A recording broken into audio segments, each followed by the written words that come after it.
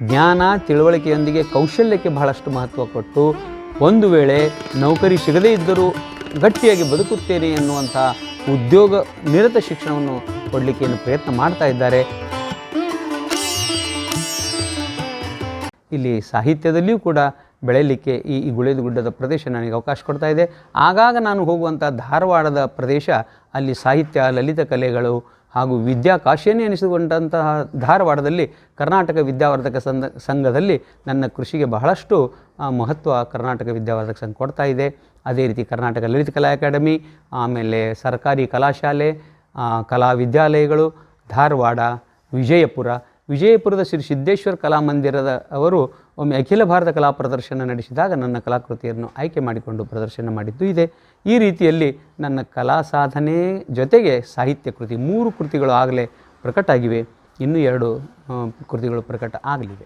ಪ್ರಶಸ್ತಿಗಳು ಅಂದ ತಕ್ಷಣವೇ ಇವು ಬೆನ್ನು ಚಪ್ಪರಿಸುವಂಥ ಕೆಲಸ. ಪ್ರಥಮ ಪ್ರಶಸ್ತಿ ನನಗೆ ಬಂದ ಹಾಗೆ ನೆನಪಿದ್ದಿದ್ದು ಗುಳೇದ ಗುಡ್ಡದ ಶ್ರೀಕೃಷ್ಣ ಯೋಗಾಶ್ರಮದ ಬಸವರಾಜ ಹಡಗಲಿ ಗುರುಗಳು ಕಲಾಶ್ರೀ ಅನ್ನುವಂಥ ಪ್ರಶಸ್ತಿ ಕೊಟ್ಟು ಬೆನ್ನು ಚಪ್ಪರಿಸಿದ್ದಿದೆ. ಈ ರೀತಿ ಅನೇಕ ಸಂಘ ಸಂಸ್ಥೆಗಳು ನನ್ನನ್ನು ಪ್ರೋತ್ಸಾಹಿಸಿದ್ದಾಗಿವೆ. ಅವೆಲ್ಲ ಉಲ್ಲೇಖ ಮಾಡಿ ಹೋಗ್ತಾ ಇದ್ದರೆ ಬಹಳಷ್ಟು ಸಮಯ ಬೇಕಾಗ್ತಾ ಇದೆ. ಮುಖ್ಯವಾದದ್ದು ಅಂದರೆ ಕರ್ನಾಟಕ ಸಾರ್ವಜನಿಕ ಶಿಕ್ಷಣ ಇಲಾಖೆಯವರು ಉತ್ತಮ ಸೇವೆ ಸಲ್ಲಿಸಿದಂಥ ಶಿಕ್ಷಕರಿಗೆ ಕೊಡಮಾಡುವಂಥ ಪ್ರಶಸ್ತಿ 1992-93ರಲ್ಲಿ ಬರ್ತಾ ಇದೆ.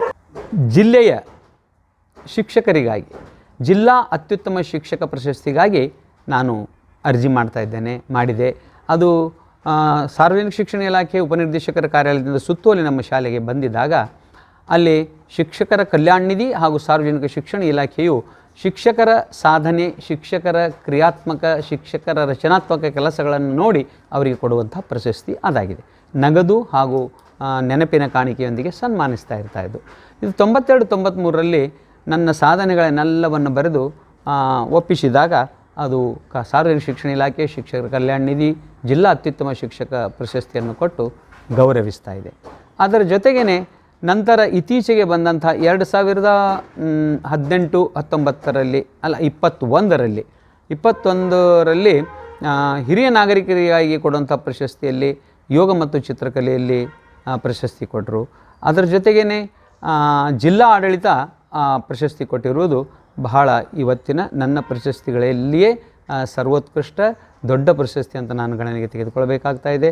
ಕಾರಣ ಅಲ್ಲಿ ನಗದು ಬಹುಮಾನ ಇರದಿದ್ದರೂ ಕೂಡ ಜಿಲ್ಲಾ ಆಡಳಿತ, ಸ್ಥಾನೀಯ ಸರ್ಕಾರ ಎನ್ನುವುದು ದೊಡ್ಡದಾಗ್ತಾ ಇದೆ.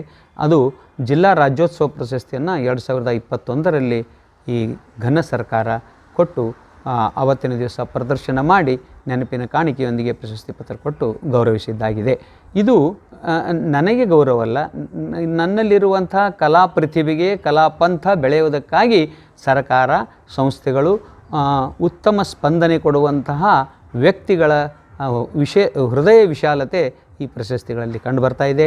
ಇನ್ನೂ ಇದೇ ರೀತಿ ಪ್ರಶಸ್ತಿಯನ್ನು ಬಯಸಿ ಪ್ರಜಾಪ್ರಭುತ್ವದ ವ್ಯವಸ್ಥೆ ನಾವಾಗಲೇ ಕೇಳದೆ, ನಾವಾಗಲೇ ಪ್ರಸ್ತಾವನೆ ಸಲ್ಲಿಸದೆ ಕೊಡುವಂಥ ಪ್ರಶಸ್ತಿಗಳಿವಲ್ಲ. ಆ ಕಾರಣಕ್ಕೆ ರಾಜ್ಯ ಪ್ರಶಸ್ತಿಗೂ ಕೂಡ ನನ್ನ ಪ್ರಸ್ತಾವನೆ ಹೋಗಿತ್ತು. ಅದು ಸ್ವಲ್ಪದರಲ್ಲೇ ಕೈ ಬಿಡಲಾಯಿತು ಅಂತ ತಿಳಿದು ಬರ್ತಾ ಇದೆ. ಕೃಷಿ ಎಂದಾಕ್ಷಣ ಭಾರತ ದೇಶ ಕೃಷಿಗೆ ಎತ್ತಿದ ಕೈ. ಯಾವುದೇ ವಿದರ್ಭೀಯರು ಭಾರತ ದೇಶಕ್ಕೆ ಆಕ್ರಮಣ ಮಾಡಬೇಕಾದ್ರೆ ಇಲ್ಲಿಯ ಕೃಷಿಯನ್ನು, ಇಲ್ಲಿಯ ಸತ್ವಯುತ ಆಹಾರವನ್ನು ನೋಡೇ ಇಲ್ಲಿ ಆಕ್ರಮಣ ಮಾಡಿದ್ದಾಗಿದೆ. ಇದೇ ನಮ್ಮಲ್ಲಿ ಸಿಗುವಂಥ ಮೆಣಸು, ಮೆಣಸಿನಕಾಯಿ, ಲವಂಗು, ದಾಲ್ಚಿನ್ನಿ, ಯಾಲಕ್ಕಿ, ಇದರಂತಹ ರುಚಿಕಟ್ಟಾದಂತಹ ಸಾಂಬಾರ ದಿನಸುಗಳಾಗಲಿ, ಹಣ್ಣುಗಳಾಗಲಿ ಬೇರೆ ಈ ಪೃಥ್ವಿಯ ಮೇಲಿನ ಯಾವುದೇ ಭೂಭಾಗದಲ್ಲಿ ಸಿಗುವುದಿಲ್ಲ. ಇದೇ ಫಲ ಅಮೇರಿಕಾದಲ್ಲಾಗಲಿ, ಆಸ್ಟ್ರೇಲಿಯಾದಲ್ಲಾಗಲಿ ಬೆಳೆಯಲು ಸಾಧ್ಯವೇ ಇಲ್ಲ. ಬೆಳೆದರೂ ಕೂಡ ಈ ಟೇಸ್ಟ್ ಬರೋದಿಲ್ಲ. ಇದಕ್ಕೆ ಕಾರಣ ಏನು? ಭೌಗೋಳಿಕ ಕಾರಣ. ಉತ್ತಮವಾದ ಬಿಸಿಲು ತಿಂತಾ ಇದೆ, ಉತ್ತಮವಾದ ಮಳೆ ಬೀಳ್ತಾ ಇದೆ, ಉತ್ತಮವಾದ ಚಳಿ ಬೀಳ್ತಾ ಇದೆ. ಆ ದೃಷ್ಟಿಯಿಂದ ಇಲ್ಲಿರುವ ಆಹಾರಕ್ಕೆ ಮೊರಹೊಕ್ಕು ಕೆಲವೊಬ್ಬರು ಆಕ್ರಮಣ ಮಾಡಿದ್ದಾಗಿದೆ. ಇಲ್ಲಿ ಈಸ್ಟ್ ಇಂಡಿಯಾ ಕಂಪನಿ ಬಂದಿದ್ದು ಅದಕ್ಕೆ. ಅದು ನಮ್ಮಲ್ಲಿಯ ಒಡಕುತನವನ್ನು, ನಮ್ಮಲ್ಲಿಯ ಸಂಸ್ಥಾನಿಕರ ದುರುಪಯೋಗ ಮಾಡಿಕೊಂಡು 300 ವರ್ಷಗಳವರೆಗೆ ಇಲ್ಲಿ ಆಳಿದ್ದನ್ನು ನಾವು ಕಾಣ್ತಾ ಇದ್ದೇವೆ. ಆ ರೀತಿ ಒಳಗೆ ಇಲ್ಲಿ ನಾವು ಪ್ರಾಣಿ ಪಶುಪಾಲನೆಗೆ ಬಹಳಷ್ಟು ಮಹತ್ವ ಕೊಟ್ಟವರು. ನಮ್ಮ ಹಿರಿಯರು ಕೂಡ ಅವರು ತಕ್ಕ ಮಟ್ಟಿಗೆ ಪ್ರಾಣಿಗಳನ್ನು ಸಾಕುವುದರಲ್ಲಿ ಆಸಕ್ತಿ ಉಳ್ಳವರು. ಅದರಲ್ಲೂ ಆಡು, ಆಡುಗಳನ್ನು ಸಾಕುವಂಥ ಹವ್ಯಾಸ ನಮ್ಮಲ್ಲಿ ಬಹಳ. ಆಡನ್ನೇ ಯಾಕೆ ಸಾಕ್ತಾರೆ, ಆಕಳನ್ನೇ ಯಾಕೆ ಸಾಕ್ತಾರೆ ನೋಡಿ. ರಾಮಾಯಣದಲ್ಲಿ ಬರುವಂಥ ಆಂಜನೇಯ ಸಂಜೀವಿನಿ ಜಡಿಬೂಟಿಯನ್ನು ತಂದು ಲಕ್ಷ್ಮಣನನ್ನು ಚೇತರಿಸಿದ್ದು, ಆ ಜಡಿಬೂಟಿಯನ್ನು ಮತ್ತೆ ಹೊಳ್ಳಿ ಹಿಮಾಲಯಕ್ಕೆ ಹೋಗಲಿಲ್ಲ, ಅವನು ಇಲ್ಲೇ ಹೋಗದಿದ್ದಾನೆ. ಇದೇ ವನಸ್ಪತಿಯನ್ನು ತಿಂದು ಬರುವಂಥ ಪ್ರಾಣಿಗಳಿಂದ ಅದರ ಹಾಲು, ಅದರ ಗೋಮೂತ್ರ, ಅದರ ಮೂತ್ರ ನಮ್ಮ ಸೇವನೆಗೆ ಆದಾಗ ನಮ್ಮಲ್ಲಿರುವ ದೋಷಗಳು ದೂರ ಆಗ್ತಾ ಇರುವಂಥ ಕಲ್ಪನೆಯೊಂದಿಗೆ ಇಲ್ಲಿ ನಮ್ಮ ಶಿಷ್ಯ ಒಬ್ಬನು ಸೋನಿ ಅಂತ, ಶ್ಯಾಮ್ ಸುಂದರ್ ಸೋನಿ ಅನ್ನವ, ಸರ್ ನಿಮಗೊಂದು ಆಕಳ ಕೊಡ್ತೀನಿ ಅಂದ. ಆಕಳ ಕರುವನ್ನು ನನಗೆ ಕೊಟ್ಟಾಗ ಆ ಕರುವನ್ನು ಬೆಳೆಸ್ತಾ ಆ ಕರುವಿಗೆ ಖರೀದಿ ಮಾಡಿದ ಮೇವು ಸ್ವಲ್ಪ ಆಗ್ತಾಯಿತ್ತು, ಅದು ಹೊಟ್ಟೆ ತುಂಬ್ತಾ ಇದ್ದಿಲ್ಲ. ಆ ಕಾರಣಕ್ಕೆ ನಾನು ಕೃಷಿ ಆಸಕ್ತಿ ಇದ್ದವನು ಸ್ವಲ್ಪ ಹೊಲ ಹಿಡಿಬೇಕಂದಾಗ ನಮ್ಮ ಸಣ್ಣ ಚಿರಂಜೀವಿ ದೀಪಕನಿಗೆ ಹೇಳಿದಾಗ ನೋಡುತ್ತೇನೆ ಅಂತ ಹೇಳಿದಾಗ ಅಲ್ಲೊಂದು ಹೊಲ ಸಿಕ್ತು. ಆ ಹೊಲವನ್ನು ಖರೀದಿಸಿ ಸಾಕಷ್ಟು ಮೇವನ್ನು ಆಕಳಿಗೆ ತಂದು ಹಾಕ್ತಾಯಿದ್ದೀವಿ. ಒಂದು ಆಕಳ ಕರುವಿನಿಂದ 8 ಹೋರಿಗಳು 8 ಆಕಳುಗಳನ್ನು ಮಾಡುವಂಥ ಸಾಮರ್ಥ್ಯ ನನಗೂ, ನಮ್ಮ ಪರಿವಾರದ, ನಮ್ಮ ಧರ್ಮಪತ್ನಿ, ನಮ್ಮ ಮೊಮ್ಮಕ್ಕಳು, ನಮ್ಮ ಮಗಳು, ಚಿಕ್ಕ ಮಗ, ದೊಡ್ಡ ಮಗ ಎಲ್ಲರೂ ಕೂಡಿ ಕೃಷಿಯಲ್ಲಿ ಆಸಕ್ತಿಯಿಂದ ಬೆಳೀತಾ ಇದ್ದೇವೆ. ಅದೇ ರೀತಿ ಮತ್ತೆ ಯಾವುದಾದ್ರೂ ಭೂಮಿ ಸಿಕ್ಕಾಗ ಭೂಮಿ ಹಿಡಿತಾ ಇದ್ದೇವೆ. ಮುಂಗಾರು ಸಜ್ಜೆ, ತೊಗರಿ, ಅಕ್ಕಡಿ ಕಾಳುಗಳನ್ನು ಬೆಳೀತಾ ಇದ್ದೇವೆ. ಹಿಂಗಾರು ಬೆಳೆಜೋಳ, ಕುಸಿಬಿ, ಕಡಲೆ ಮುಂತಾದವುಗಳನ್ನು ಬೆಳೆಯುವಂಥ ಪರಂಪರೆಯಲ್ಲಿ ನಾವು ಬೆಳೀತಾ ಇದ್ದೇವೆ. ಆ ಕೃಷಿಗೆ ಬಹಳಷ್ಟು ಪ್ರಾಧಾನ್ಯತೆ ಕೊಡ್ತಾ ಇದ್ದೇವೆ. ಆ ಕಾರಣ ನಮ್ಮ ಭಾರತೀಯರು ಒಂದು ಗಾದೆ ಮಾತನ್ನು ಹೇಳ್ತಾ ಇದ್ದಾರೆ, ವೇದಗಳು ಸುಳ್ಳಾಗಬಹುದು ಆದರೆ ಗಾದೆ ಸುಳ್ಳಾಗುವುದಿಲ್ಲ. ಕೃಷಿ ಪ್ರಥಮ, ವ್ಯಾಪಾರ ಮಧ್ಯಮ, ನೌಕರಿ ಕನಿಷ್ಠ ಎನ್ನುವಂಥ ಒಂದು ಶಾಸ್ತ್ರ ಅತಿ ಉತ್ತಮವಾದಂಥ ಶಾಸ್ತ್ರ. ಇವತ್ತು ನಾವು ನೌಕರಿಗೆ ಬಹಳಷ್ಟು ಮಹತ್ವ ಕೊಟ್ಟು ಕೇವಲ ಮೆಕಾಲೆ ಶಿಕ್ಷಣದಿಂದ ಪರಿಶ್ರಮದ ಬದುಕದೇ ಇದ್ದುದಕ್ಕಾಗಿ ಸ್ವಲ್ಪ ಉದ್ಯೋಗದಲ್ಲಿ ತಾಳಮೇಳ ಇಲ್ಲ, ಜೊತೆಗೆ ಬದುಕಿನಲ್ಲಿ ಸ್ವಲ್ಪ ಹೇರಾಪೇರು ಕಂಡು ಬರ್ತಾ ಇದೆ. ಈ ಸಮತೋಲನ ಮಾಡಲು, ಶಿಕ್ಷಣಕ್ಕೆ ಹೆಚ್ಚು ಒತ್ತು ಕೊಡಲು, ಶಿಕ್ಷಣದಲ್ಲಿರುವಂಥ ಕೌಶಲ್ಯಕ್ಕೆ ಮಹತ್ವ ಕೊಡದೇ ಇರೋದಕ್ಕೆ ಇದು ಕಾರಣ ಆಗಿದೆ. ಇನ್ನು ಮುಂಬರುವ ರಾಷ್ಟ್ರೀಯ ಶಿಕ್ಷಣ ನೀತಿಯಲ್ಲಿ ಜ್ಞಾನ ತಿಳುವಳಿಕೆಯೊಂದಿಗೆ ಕೌಶಲ್ಯಕ್ಕೆ ಬಹಳಷ್ಟು ಮಹತ್ವ ಕೊಟ್ಟು, ಒಂದು ವೇಳೆ ನೌಕರಿ ಸಿಗದೇ ಇದ್ದರೂ ಗಟ್ಟಿಯಾಗಿ ಬದುಕುತ್ತೇನೆ ಎನ್ನುವಂಥ ಉದ್ಯೋಗ ನಿರತ ಶಿಕ್ಷಣವನ್ನು ಕೊಡಲಿಕ್ಕೆ ಏನು ಪ್ರಯತ್ನ ಮಾಡ್ತಾ ಇದ್ದಾರೆ. ಆ ದೃಷ್ಟಿಯಲ್ಲಿ ಕೃಷಿಗೆ ನಾವೆಲ್ಲ ಪರಿವಾರದವರು ಆಸಕ್ತಿ ಕೊಡ್ತಾ ಇದ್ದೇವೆ, ಮುಂದಾದರೂ ಆಸಕ್ತಿ ಕೊಡುತ್ತೇವೆ. ಕೃಷಿ ನಮ್ಮ ಬದುಕಿನ ಬೆನ್ನೆಲುಬು. ಅದರ ಜೊತೆಗೆ ಪ್ರಾಣಿ ಪ್ರೀತಿ, ಪಕ್ಷಿ ಪ್ರೀತಿ, ಕೋಳಿ ಸಾಕಾಣಿಕೆ ಇವೆಲ್ಲವೂ ಮನುಷ್ಯನ ಬದುಕಿಗೆ ತೃಪ್ತಿ ತಂದು ಕೊಡ್ತಾ ಇದ್ದಾವೆ, ಜೊತೆಗೆ ಶಕ್ತಿ ತಂದು ಕೊಡ್ತಾ ಇದ್ದಾವೆ. ಭಾರತ ದೇಶದ ಮೂಲ ಪರಂಪರೆಯನ್ನು ಬೆಳೆಸ್ತಾ ಇವೆ. ಇವೆಲ್ಲವೂ ಲಲಿತ ಕಲೆಗಳ ಮಾಧ್ಯಮದಿಂದ ಇವು ಬೆಳಗುತ್ತಿವೆ. ಉದಾಹರಣೆಗಾಗಿ ಮುಂಜಾನೆದ್ದು ಯಾರ್ಯಾರ ನೆನೆಯಲ್ಲಿ ಎಳ್ಳು ಜೀರಿಗೆ ಬೆಳೆಯೋಳ ನೆನೆದರಲ್ಲಪ್ಪ, ನೆನೆಯುವುದರ ಜೊತೆಗೆ ಎಳ್ಳು ಜೀರಿಗೆ ಬೆಳೆಯಲು ಸಿದ್ಧರಾಗಬೇಕು, ನಡಕಟ್ಟಿ ನಿಲ್ಲಬೇಕು. ಅಂದಾಗ ಈ ಭೂಮಿಯಲ್ಲಿರುವ ಮಾನವ ಜೀವಿ ತೃಪ್ತಿಕರವಾಗಿ ಉಂಡು ತಿಂದು ತೃಪ್ತಿಕರವಾದ ಕೆಲಸ ನಿರ್ವಹಿಸಲು ಸಾಧ್ಯ ಅಂತ. ಗೋವು ಈ ಭರತ ಭೂಮಿಯಲ್ಲಿ ಮೊದಲು 75ರಿಂದ 85 ಜಾತಿಯ ತಳಿಗಳು ಇದ್ದದ್ದನ್ನು ನಾವು ನೋಡ್ತಾ ಇದ್ದೀವಿ. ಅತಿ ಸಭ್ಯವಾದ ಪ್ರಾಣಿ, ಮನುಷ್ಯನ ಬದುಕಿನ ಜೊತೆಗೆ ಸ್ಪಂದಿಸುವಂತಹ ಪ್ರಾಣಿ. ಈ ಪ್ರಾಣಿ ವಿಶೇಷವಾಗಿ ಇದರ ಕರಳು ಬಹಳ ದೊಡ್ಡದು. ಈ ಪ್ರಾಣಿಗೆ ಎಷ್ಟು ಮಹತ್ವ ಯಾಕೆ ಬಂತು? ಬಹುಶಃ ಇದು ಅಡವಿಯಲ್ಲಿರುವಂಥ ಉತ್ತಮವಾದ ಸಸ್ಯಗಳನ್ನೇ ತಿಂದು ಬರ್ತಾ ಇದೆ ಅನ್ನೋದು ಒಂದು. ಜೊತೆಗೆ ಇದು ಕೊಡುವಂಥ ಪೀಳಿಗೆ ಬಸವಣ್ಣ, ವೃಷಭ, ಹೋರಿ ಅನ್ನುವಂಥದ್ದೇನಿದೆ ಬಹಳ ಮುಖ್ಯವಾಗಿದ್ದಿದೆ.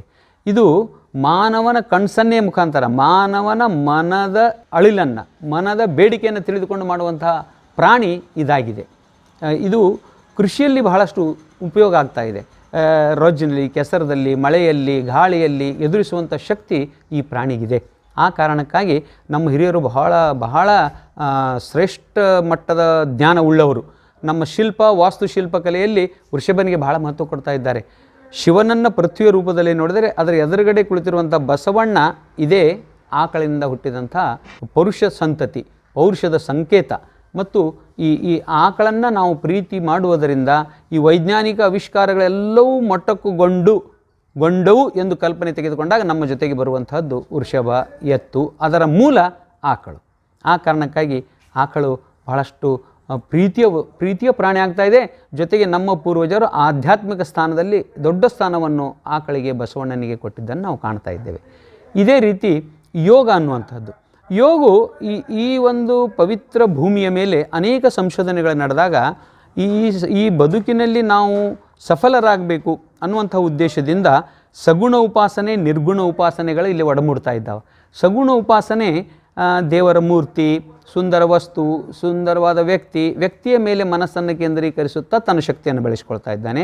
ನಿರ್ಗುಣ ಉಪಾಸನೆ ನಿರಾಕಾರವಾದಂಥ ಬಿಂದುವಿನ ಮೇಲೆ ಏನೂ ಇಲ್ಲ, ಶೂನ್ಯದೆಡೆಗೆ ಹೋಗಿ ತನ್ನ ಶಕ್ತಿಯನ್ನು ಸಂಪಾದಿಸಿಕೊಳ್ತಾ ಇದ್ದಾನೆ. ಆದರೆ ಬದುಕಿನ ಈ ಅವಧಿಯಲ್ಲಿ ನಡೆಯುವುದೆಲ್ಲವೂ ಸ್ಥಾವರ, ಅಳಿದು ಹೋಗುವಂತಹದ್ದು. ಆದರೆ ಇಲ್ಲಿರುವ ಶಕ್ತಿಗಳು ಅಗೋಚರವಾದಂಥ ದಿವ್ಯ ಶಕ್ತಿಗಳೇನಿದಾವ ಅವು ಜಂಗಮಗಳು ಅನ್ನುವಂಥ ಅರ್ಥದಲ್ಲಿ ಇಲ್ಲಿ ಯೋಗ ವಿದ್ಯೆ ಬೆಳೆದಿದ್ದನ್ನು ಕಾಣ್ತಾ ಇದ್ದೇವೆ. ಆ ಕಾರಣಕ್ಕಾಗಿ ಯೋಗ ಮನುಷ್ಯನ ಬುದ್ಧಿ ಮತ್ತು ಅವನ ದೇಹ ಇವೆಲ್ಲವೂ ಸರಾಗವಾಗಿ ಹೋಗುವಂತೆ, ಸರಿಯಾದ ದಾರಿಯಲ್ಲಿ ಹೋಗುವಂತೆ ಮಾಡುವಂಥ ಕೆಲಸವನ್ನು ಮಾಡ್ತಾ ಇದ್ದಾವೆ. ಆ ಕಾರಣಕ್ಕಾಗಿ ಜಗತ್ತಿಗೆ ಕೊಟ್ಟಂಥ ದೇಣಿಗೆ ಅಂದರೆ ಯೋಗ ಅನ್ನುವಂಥ ಮಾತನ್ನು ನಾವು ಹಿರಿಯರಿಂದ ಕೇಳ್ತಾ ಇದ್ದೇವೆ. ಧನ್ಯವಾದಗಳು.